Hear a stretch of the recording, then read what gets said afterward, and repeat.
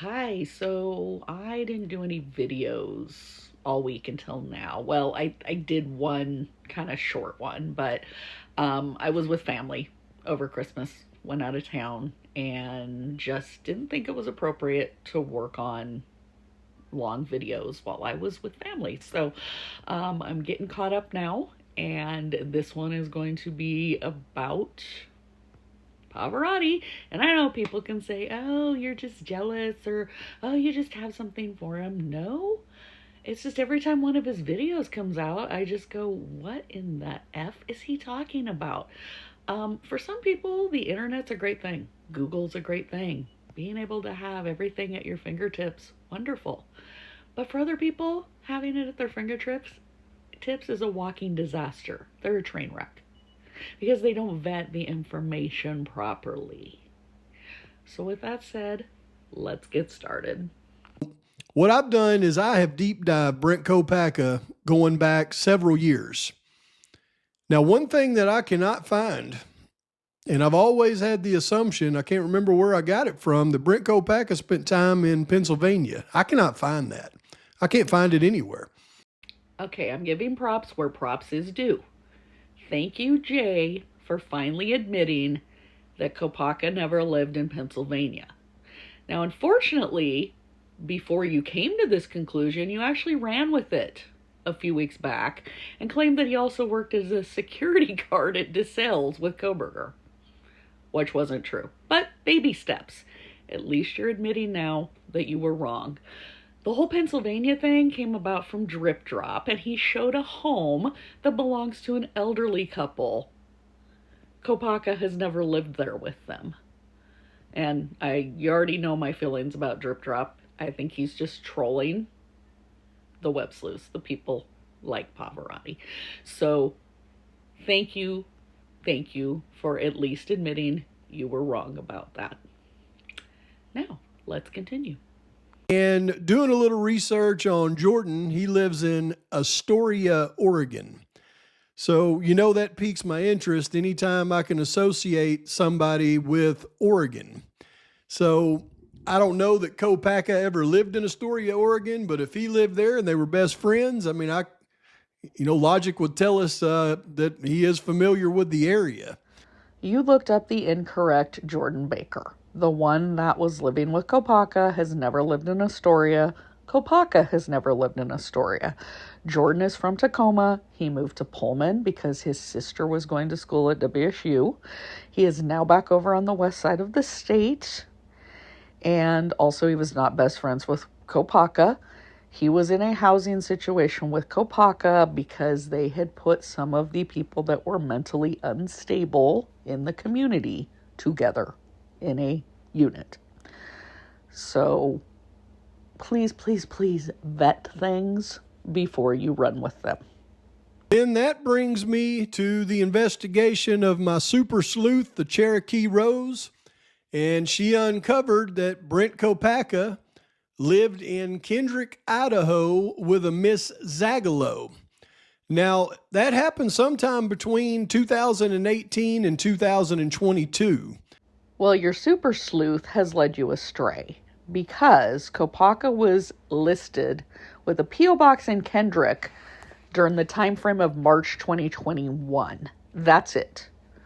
No other time does he come up as living in an address in Kendrick. So it appears if he did live there, it was temporary. It may have also just been a mailing address for a friend, but there's no reason to think that he even knew Loretta Zaglo. Now, per voting registration, we knew that Kopacka was living in Colorado in 2020. So he didn't move back to the area of Idaho and Washington until late 2020, early 2021.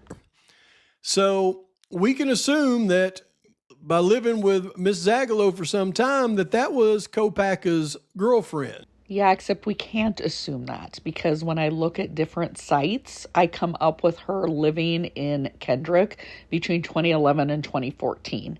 And I have verified this against other address search sites. And again, Kopacka was not living back in the area until at least late 2020 into early 2021. So Zaglo didn't even live in Kendrick at the same time Kopacka would have been associated with that P.O. box in Kendrick. I also did a little more digging and found the record of when she had her child in 2014, and it had her listed as living in Lewiston back in 2014. So it appears she did move from Kendrick to Lewiston at that time. And then in October of 2018, I found where she had been cited for a vehicle issue, insurance, failure to provide insurance, and she was living in Peck. So Peck isn't too far from Orofino, and that also matches up with her father's obituary, which shows that she was living in Orofino at the time he passed away in 2020. So I'm going to say no. She was not living in Kendrick in 2020 or 2021, and there is absolutely nothing that shows she ever knew Kopacka. Also, Bubbly has that whole thing she was wanting you to look into, where Kopacka supposedly said that he was being chased or was scared of his ex-girlfriend's brother's sister, except there is no sister. She has a half-brother, because her mom was married before she married her dad and already had a son, and there is no sister. There's no half-sister, there's no sister. So all of that is just gobbledygook anyway. But, take it for what you want. I'm just trying to give you the facts. Living with her in Kendrick's going to tell us a lot about Brent Kopacka, folks. And let's just get right into it. Now, I've said for a long time that it looked to me like Mr. Kopacka was suffering from what's called meth-induced psychosis in many of the situations you've seen him involved in. And I've had a lot of people push back on me on that, saying, no, he didn't do that, and you wouldn't know that. Well, I think I can put that all to bed right now, because his girlfriend, Ms. Zagalo, that he lived with, I dug into her record, and she has an extensive criminal history, and I just pulled up one of her arrests here in 2019. Yeah, I'm going to push back on you on that, because her last drug-related arrest was in 2019. So 5 years ago, going on 6 years. So your little caption about 2018 to 2022 is incorrect, because she does not have any drug arrests past 2019. So if there's any question whether or not that he was abusing the stimulants, that question should now be answered for us. You know what? I disagree with you. There is nothing that says that Kopacka was using meth, or that it was even meth-induced psychosis. Okay, this is someone with a traumatic brain injury who could not even get licensed to drive. Okay, they came back from war with a brain injury. I'm sure he was on lots of different medications. Maybe he tried to self-medicate, but he has no arrest records for drugs. Nothing. Nothing for meth, nothing for fentanyl, nothing for pot, nothing. There is no drug arrest record on his history. If he was a junkie and he was using, you would think there'd at least be one arrest on his record, and there's not. So I'm going to push back on you all day, every day on that there is nothing indicating that Kopacka was on meth. And clearly he didn't know Loretta Zagalo, so you can't use that to try to put your 2 and 2 together. Now, the other thing, you said that one of the men that was killed by Umfenhauer and Meade, that you have it on good authority that him and his partner were doing meth. Well, let me show you something. I found his obituary. Okay, this does not sound like a guy who was doing meth. Now, it's possible he could have been, but he also has no drug arrests on his history. This is from Don Henderson's obituary. And it says he was a true Christian, valuing both nature and humanity. He was a great storyteller with a captivating laugh that could brighten every room. He once said, "I love cabins and bungalows and am uncomfortable in palaces. The world of nature is my palace. The moods and mountains, the prairies and deserts are my palaces. Earthly structures made by man don't attract me." He taught his daughters to be independent and integrous and was known for his daily checkup calls to care for friends and family. In his later years, Donnie cared for his mother until she passed. And he also helped care for his daughter at his cabin. He also celebrated Juneteenth because that's when his birthday was. Now, I get that people's obituaries will always paint them in a good light, except you have actually shown no proof that him or his partner, Ron Thompson, were involved in anything drug related. Nothing. Like, again, you said, "Oh, I have an on good authority." Well, show your proof, because otherwise you're just slandering some men that sound like very nice, caring men. Also, let me refresh your memory about the situation with Umfenauer. Umfenauer stayed with the couple for a few months in his late teens when he and his father were not getting along. Thompson said they eventually kicked him out due to his frightening behavior, including how he would always talk about shooting people. Now, do you really think they were shooting up meth with a teenager and then that they would kick him out for being frightened of him if they were shooting meth with him? Honestly, it sounds like they were two people that tried to do something good by taking him in when there was problems that he was having with his father, and then it turned out he wasn't really who they thought he was.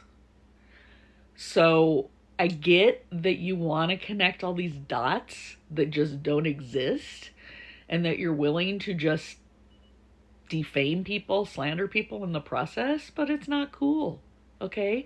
So unless you have proof that Henderson and Thompson were doing meth, just stop. Okay, sorry that I got off on that tangent, but it was something that's been bothering me that I needed to address. So let's continue. You can absolutely be certain Kopacka was being investigated. Unfortunately for Kopacka, he was being investigated because I believe he was set up by these guys, and he was the perfect guy to set up. Love for you to show the proof that Kopacka was being investigated, because there is none so far that has ever surfaced. Okay? And if they were trying to set him up, then wouldn't his DNA have been on the sheath if this was all a setup? And then wouldn't have Moscow police just said, "Well, we found the suspect and he's dead, case closed"? Would they really be going through this whole process of a trial at the taxpayer's expense, with the prosecution believing that they have the correct perpetrator based on the evidence? Like, come on. Really? Really? Let's move on. They extended their search for video surveillance to the nearby towns of Troy and Kendrick, and they were acquiring the surveillance from gas stations. A manager from the food store in Kendrick, 24 miles east of Moscow, tells Fox News investigators asked for video from cameras on their property. So they had to be on to this connection. Okay, do you know how an investigation works? They weren't sure what route the perpetrator left town. So it's called an investigation. And they investigate all different angles and all different areas. And they pull footage from all different highways in the area to see what they can get. So, one of the ways out of Moscow is to go east. Other way is west. Another is north. Another is south. They canvassed and asked for footage in all directions. This isn't rocket science. And this doesn't mean that there was any connection between Kopacka and anybody living in Kendrick or Troy or any of those places. Okay, let's move on. I tell you, they're not on to it to this day. I mean, they could literally be watching my videos and going, oh my goodness, there might be a connection here. You bet you your bottom dollar there is a connection. I bet your bottom dollar there is no connection, and I bet if law enforcement is watching any of your videos, they're going, oh my God, who is this unfrosted Pop-Tart? If you haven't already seen that video, please go watch it before you watch this video, because it is going to be a continuation, but it's going to get explosive. Yeah, about as explosive as diarrhea after eating Taco Bell. You've got Kopacka living with Zagalo and Kendrick. Further connections just 4 miles away to Burroughs and Julietta. And then Zagalo used to live in Julietta next to Burroughs, further connecting it. Once again, Kopacka did not live with Zagalo. And also, the person that lived in Julietta was Jacob Curtis Hamilton, who was Zagalo's long-term boyfriend. And it looks like he lived in Julietta in 2012. So she possibly lived there with him in 2012.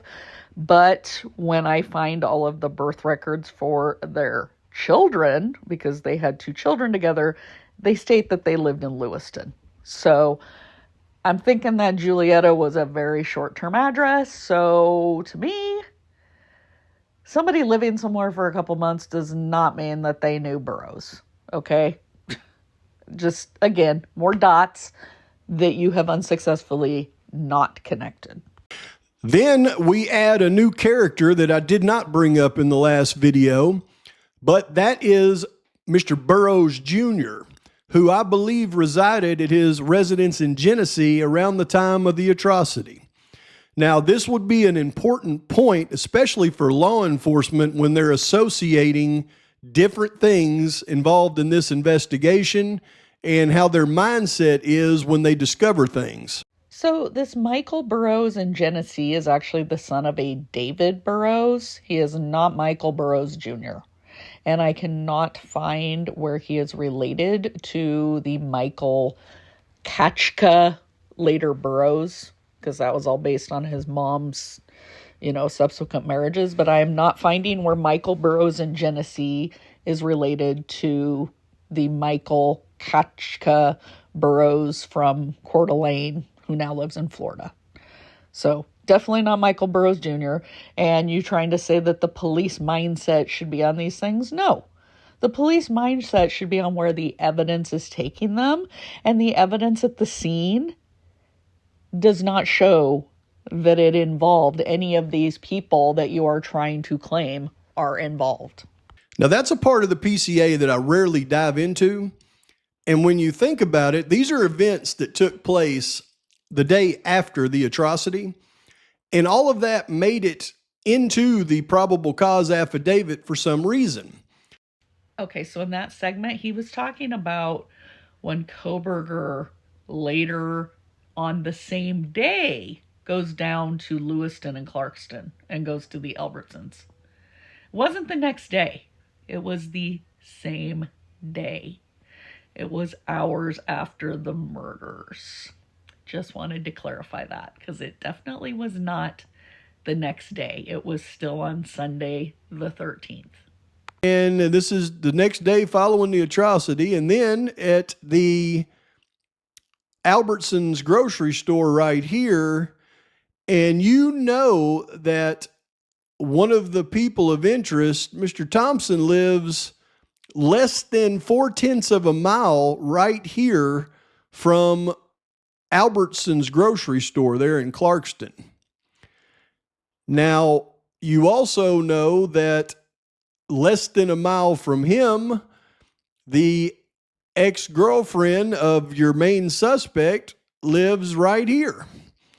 So both of them residing within 1.5 miles of your new suspect's location here at Albertsons grocery store in Clarkston, Washington. Actually, that's not true. So Loretta Zagalo lived in Clarkston with her mom back in 2006 through 2009.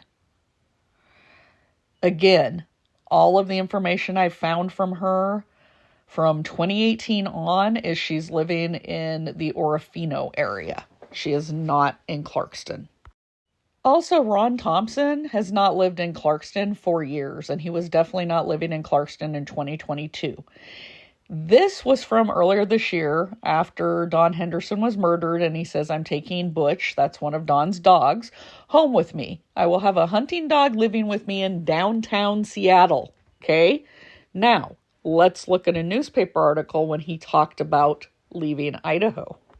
He said living with Henderson lasted until 2018 when Thompson said he just couldn't stand living in Idaho anymore, especially as a gay man. That is when Thompson moved to Seattle. So he's been living in Seattle since 2018.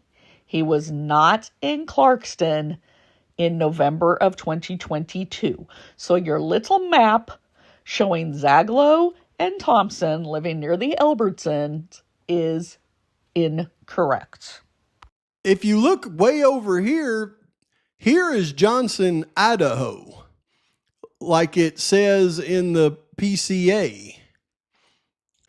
So once I realized that, and again, you can see Johnson, Idaho right there, not Johnson, Washington. Except Blaker's PCA corrects that, and it's Johnson, Washington. But as soon as I realized that, then it certainly explained the 4.5 hours in between, his phone not reporting to the network in between Johnson and Albertsons. And it also explained the 3 hours, or partially explained the 4.5 and the 3 hours that his phone was, off the network. Feet of other known associates. And then he heads over to Johnson, Idaho, right through Orofino, where the other associates are either residing or at least are familiar with the area. So when you overlay what I just showed you right here with the perp map, it does get a little scary. Yeah, it does get a little scary, and that your lack of critical thinking skills is kind of scary. It was Johnson, Washington, not Johnson, Idaho. And yes, one of the big questions is what was Koberger doing during that time frame when his phone was offline again between Clarkston and when he resurfaced outside Johnson, Washington, going back into Pullman later that day. The PCA says the cellular resources for Johnson, Johnson, Washington. There are no cellular resources near Johnson, Idaho. So the PCA, when it said Johnson, Idaho, was wrong. If he had been near Johnson, Idaho, it would have been saying cellular resources near Orofino, because that is like the closest tower. Let me show you. Okay, here's where you can see that AT&T tower that is at Johnson, Washington. And if you see that little red triangle, that's approximately where Johnson, Idaho is. So you see the closest cell tower is near Orofino. And likely he wouldn't have picked up anything in Johnson. It would have shown offline. GPS may have shown him near Johnson, but if they were saying using cellular resources, they wouldn't have said Johnson, Idaho. They would have said near Orofino, Idaho. But again, Blaker's PCA corrects that Johnson, Idaho, and it is Johnson, Washington, the cell tower at Johnson, Washington. And his travels the next morning are quite obvious. He left his apartment in Pullman, went south down to Lewiston because that was the best route to get to Johnson where he was going to go hiking. And then he just simply went over the river and got a cup of coffee and went into the grocery store to get supplies for the day, and then headed to his hiking spot that he probably had pre-planned. If you're in Pullman, the best route would just be to head over to Moscow and over onto that Troy Highway and then down to Julietta and over if you were trying to go to Johnson, Idaho. You wouldn't go down to Lewiston and then over. And if it was to go shopping, there's grocery stores in Pullman and Moscow. So I don't believe he went down to Lewiston to go over to Johnson, Idaho. Also, He did not stop and get coffee at Kate's Cup of Joe. He just connected to their Wi-Fi. Their surveillance video does not show that he stopped and got coffee. So, and again, this was not the next day. This was all the same day as the murders. Okay, the murders were early in the morning, and then this was all later in the same day. Just to give you an example, we know that Misidentified, when they busted out of prison, they went straight to Burroughs' house. It's my opinion that Burroughs wasn't there and his wife wasn't there. Oppenheimer just got back from Florida where he was looking for Burroughs' wife there for a reason. Okay, I would love your proof that they went straight to Burroughs' house. Okay, I noticed then you did change it to say your opinion. Yeah, that's because you know you have no proof that they went to Burroughs, that they even knew Burroughs. And also, you mentioned Burroughs' wife again in Florida, and I already showed you the information that that's not his wife.